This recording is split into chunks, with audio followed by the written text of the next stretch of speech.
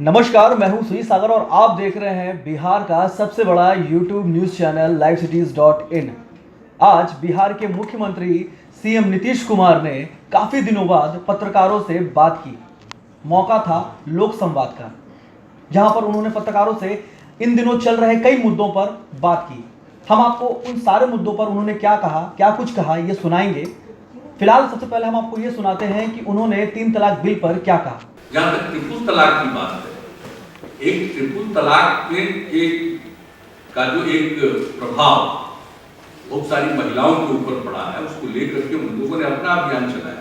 लेकिन यह एक खास धर्म को मानने वाले लोगों के बीच की परंपरा है, तो ये उनको प्रेरित करना चाहिए कि अपने यहाँ अगर कोई सिस्टम में कमजोरी है तो उसको दूर करें, ये उनसे बात करनी चाहिए, उनको प्रेरित करना चाहिए। लेकिन अगर ये सोचिएगा कि आप उनके ऊपर बगैर उनकी सम्मति के कोई चीज बनाते हैं तो उनको बुरा। और बहुत बड़ी संख्या में मुस्लिम समाज की महिलाओं का भी हस्ताक्षर युक्त ज्ञापन दिया हुआ है। तो वैसी स्थिति में हम लोगों के दल का यही सुझाव है कि इन चीजों में इंटरफेयर करने के बजाय आपस में इंटरैक्ट करें और इंटरैक्ट करके उस समस्या के बारे में लोग विचार करेंगे। मुस्लिम समुदाय के लोग खुद सोचेंगे कि अगर ये गलत है तो उसमें अपने आप उसमें संशोधन करेंगे, चेंज करेंगे।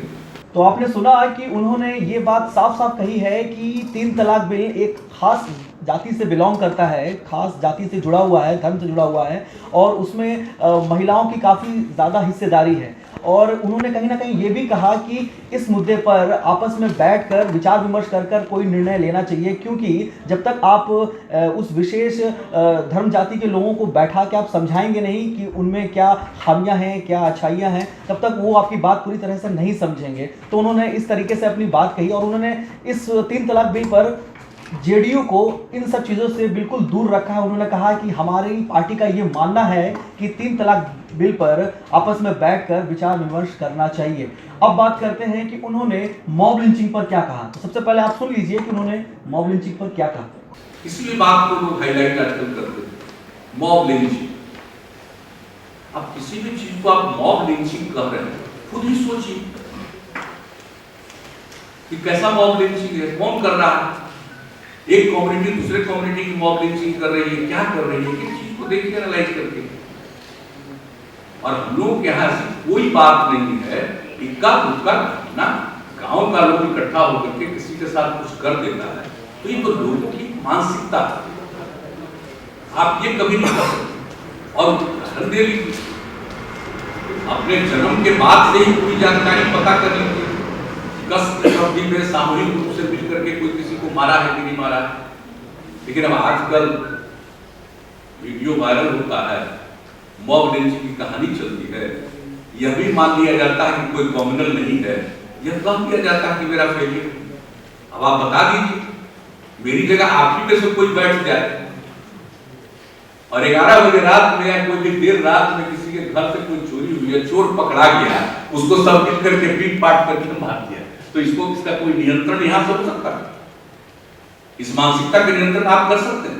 तो आपने सुना कि मॉब लिंचिंग पर सीएम नीतीश कुमार ने क्या कुछ कहा। उनका ये जो बयान था, इस बयान पर वहां पे जो पत्रकार बैठे हुए थे वो कहीं ना कहीं सोच में पड़ गए कि क्या ये वाकई में ये जो बयान है ये सीएम नीतीश कुमार का ही बयान है, क्योंकि उनका जो बयान था उसमें साफ साफ ये झलक रहा था कि वो अति आत्मविश्वास में ये बात कह रहे हैं कि बिहार में तो इस तरह की घटनाएं जो है वो इक्का दुक्का होती रहती हैं और कहीं ना कहीं इन घटनाओं के पीछे ये जो वीडियोज बनते हैं और वो वीडियोज इन दिनों जो वायरल हो रहे हैं, कहीं ना कहीं वो ऐसे लोगों की मानसिकता दिखाते हैं जो कि मानसिक रूप से विक्षिप्त है। और कहीं ना कहीं उन्होंने इस पर सरकार को बचाते हुए, अपनी सरकार को बचाते हुए ये कहा कि मीडिया से ये अनुरोध किया कि आप कृपया करके ऐसे मुद्दों को कम महत्व दें और मतलब थोड़ा सा 2-4% उन्होंने चुटीले अंदाज में कहा कि 2-4% हमें भी थोड़ा सा आप महत्व दे दें। और उन्होंने ये भी कहा है कि पूजा करने वाले लोगों की संख्या बढ़ती जा रही है।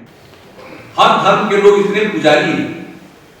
आज आप देख लीजिए, हिंदू हो, मुस्लिम हो, किसी भी धर्म संप्रदाय के लोग हो, आजकल पूजा करने वालों की संख्या बढ़ गई है। लेकिन आप देख लीजिए ये सब क्या होता है, जब भगवान का, खुदा का लोगों पर डर है ही नहीं, कि हम लोग यहाँ पर बैठे हुए इलेक्टेड गवर्नमेंट है, आप समझ रहे हैं कि रात में 11 बजे कौन क्या कर रहा है उसके बारे में हम लोग पूरा समझ लेंगे। तो इसको भी सोचा जाए, जरा सा अन्य एंगल से भी सोचा जाए कि हम लोग अपनी तरफ से कोई बात नहीं है जिसमें एक संवेदनशील तरीके से अपनी तरफ से एक्ट नहीं है। तो इन सब चीजों को थोड़ा बहुत दीजिए, नहीं कहते हैं कि हमको दीजिए ज्यादा महत्व, अरे 2-4% दे दीजिए। वो तो हम देख ही रहे हैं, सेंट परसेंट कहीं और मिला। ऑर्डिनेंस फाड़ने वाले, हमने तो यही कहा था कि आपने ऑर्डिनेंस फाड़ा था, तो ऑर्डिनेंस फाड़ने वाले आजकल क्या कर रहे हैं जरा हमको बता दीजिए, किन लोगों के साथ मिल रहे हैं।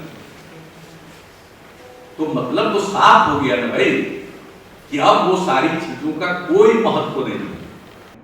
ये उनका जो बयान था काफी ज्यादा हास्यास्पद लगा, क्योंकि उन्होंने बोला कि पुजारियों की संख्या देश में, बिहार में बढ़ती जा रही है, और इस बात पर उन्होंने कहा कि हमारे ऊपर ये कोई कंट्रोल नहीं है। किसी मोहल्ले में, या अगर मैं रात में 11 बजे सो जाता हूँ और मेरे घर के बगल में कोई चोर घुसता है और वो मोहल्ले वाले अगर उस चोर को पीट के मार डालते हैं, तो इसमें मेरी क्या गलती है, मैं इसमें क्या कर सकता हूं। ऐसा बयान इनकी तरफ से आया है। अब बात करते हैं तीसरे मुद्दे की। जब उन्होंने 2019 के लोकसभा चुनाव पर बोलना शुरू किया तो देखना दिलचस्प था, क्योंकि उन्होंने सीधे सीधे नरेंद्र मोदी को 2019 के लोकसभा चुनाव के नतीजे घोषित करते हुए उनको प्रधानमंत्री घोषित कर दिया है कि अगर 2019 लोकसभा चुनाव में कोई अगर जीतेगा तो सिर्फ और सिर्फ नरेंद्र मोदी होंगे, क्योंकि उनका जो फीडबैक जो आ रहा है अभी तक काफी अच्छा फीडबैक है। तो 2019 के लोकसभा चुनाव पर उन्होंने क्या कुछ कहा है, पहले हम सुन लेते हैं कि उन्होंने क्या कुछ कहा है।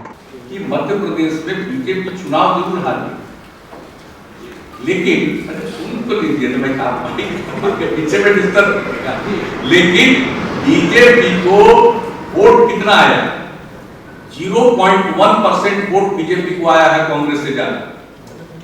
राजस्थान बीजेपी हार गई, लेकिन बीजेपी को वोट कितना आया है, 0.4%, कांग्रेस से कम है।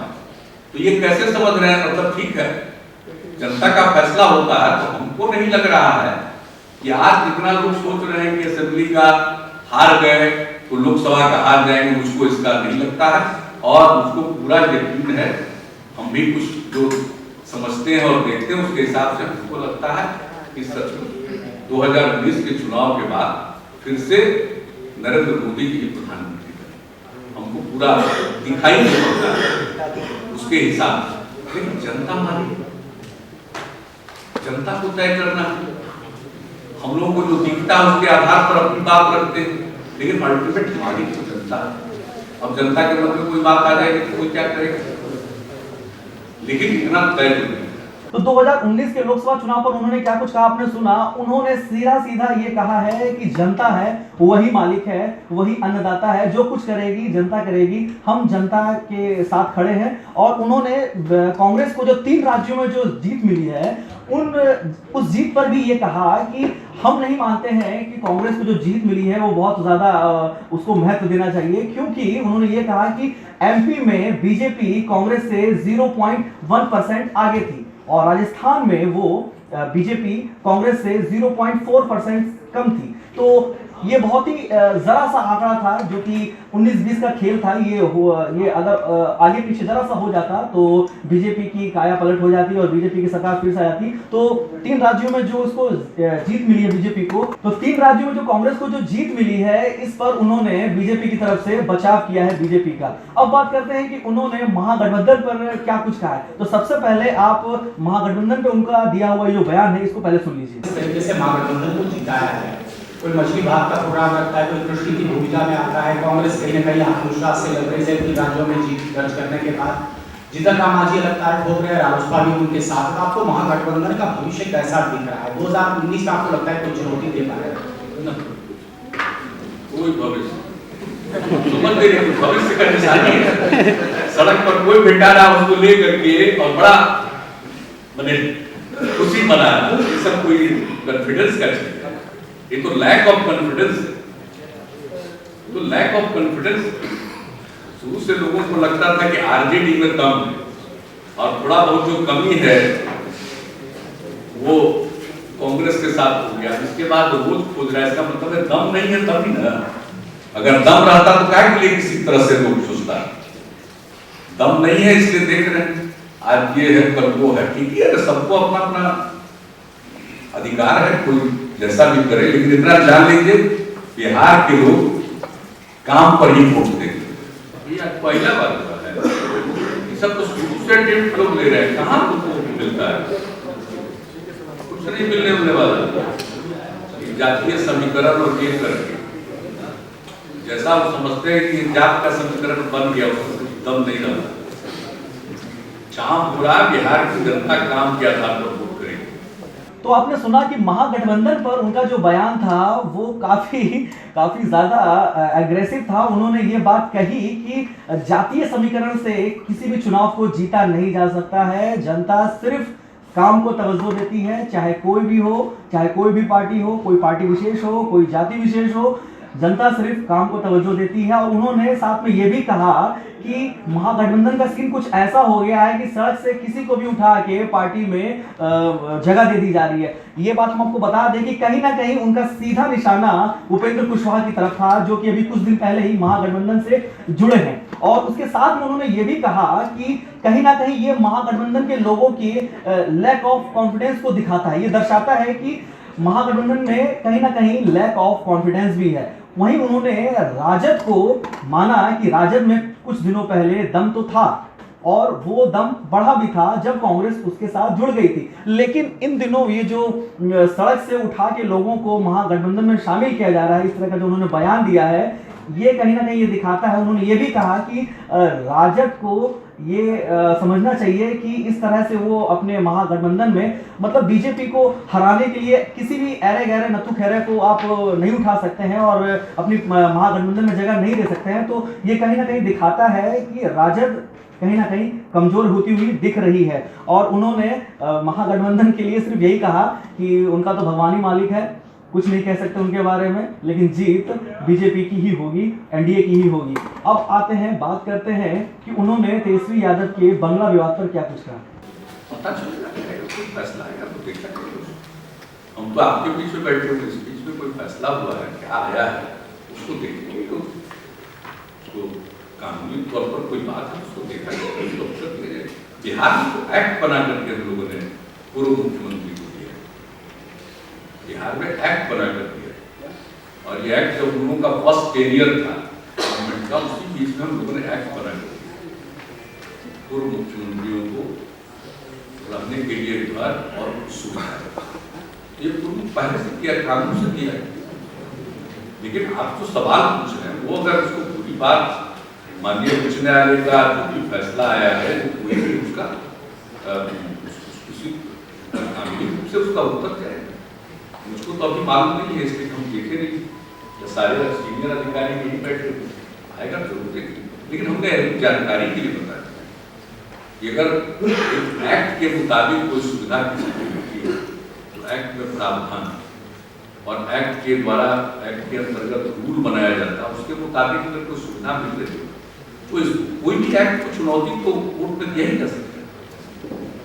और कोर्ट को अधिकार है, संवैधानिक रूप से कोर्ट को अधिकार है, हाई कोर्ट और सुप्रीम कोर्ट उसको देखने का, तो उसमें कोई बात नहीं। लेकिन बिहार में जो कुछ भी हुआ है वो बाजाबता कानून है, और वो कानून आज से 10 साल पहले बना, कोई आज का नहीं बना। तो तेजस्वी यादव के बंगला विवाद पर उन्होंने ये कहा कि हर चीज का एक एक्ट बना हुआ है, उस एक्ट के अंतर्गत लोगों को सुविधाएं मिलती हैं। अगर किसी को कोई परेशानी है तो वो जो ऐसे प्रावधान बने हुए हैं कि उनसे उनको सुविधाएं मिलती हैं। लेकिन अगर इन एक्ट के माध्यम से जो सुविधाएं मिल रही है, अगर उसको मिलने में अगर लोगों को परेशानी होती है तो वो सुप्रीम कोर्ट और हायर कोर्ट में जा सकते हैं और अपनी बात रख सकते हैं। इसमें जो तरीका है, जो एक वैलिड तरीका है, उस तरीके से आप बात कीजिए, हमें कोई फर्क नहीं पड़ता। आप इसको अगर जो सही होगा कोर्ट जो है वो फैसला करेगी। अब उन्होंने जब पत्रकारों ने ये बात पूछी कि कांग्रेस के जो राहुल गांधी हैं, क्या पीएम पद के रूप में उनको देखते हैं, तो इस सवाल पर उनका जो अंदाज था वो आप पहले देख लीजिए कि उनका क्या अंदाज था। कांग्रेस उन्हें हमेशा पीएम के लिए प्रोजेक्ट करती है, लेकिन उनके अलायंस पार्टनर ही नहीं मान रहे। आपकी जो शुभकामनाएं हैं उसके लिए मैं धन्यवाद।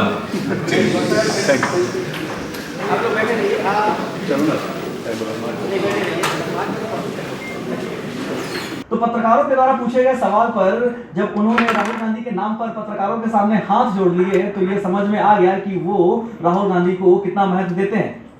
तो आपने आज देखा कि लोक संवाद में सीएम नीतीश कुमार बहुत ही ज्यादा एग्रेसिव मूड में थे। उन्होंने 2019 के लोकसभा चुनाव की पहली गेंद डाल दी है। अब इस पर कुछ दिनों तक चर्चाएं होंगी और इस पे कंट्रोवर्सीज का दौर जारी रहेगा। फिलहाल अगर आपको हमारा आज का वीडियो पसंद आया तो हमारे इस वीडियो को लाइक कीजिए, शेयर कीजिए और देश दुनिया भर की सारी लेटेस्ट अपडेट्स के लिए livecities.in के साथ बने रहें। धन्यवाद।